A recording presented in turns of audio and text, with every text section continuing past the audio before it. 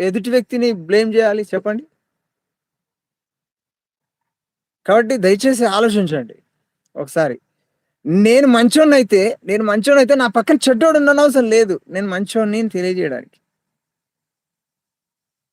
నేను చెడ్డోడినైతే నా పక్కన మంచోడు ఉండనవసరం లేదు. నేను చెడ్డోడు అని నిరూపించడానికి. కాబట్టి బైబిల్ అసత్యమైతే పక్కన ఇంకొకటి తెచ్చిపెట్టడం అవసరం లేదు మనం బైబిల్ అసత్యం అని చెప్పడానికి.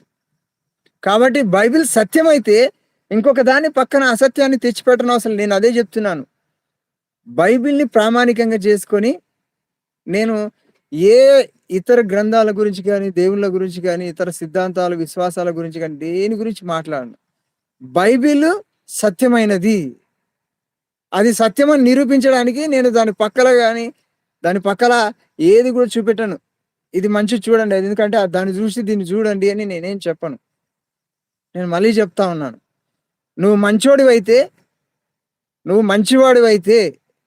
మంచివాడివైతే నీ పక్కన చెడ్డోడు ఉండనవసరం లేదు. నువ్వు మంచివాడివి అని నిరూపించడానికి. అలానే నువ్వు చెడ్డోడివైతే నీ పక్కన మంచోడు ఉండనవసరం లేదు. నువ్వు చెడ్డోడివి అని నిరూపించడానికి.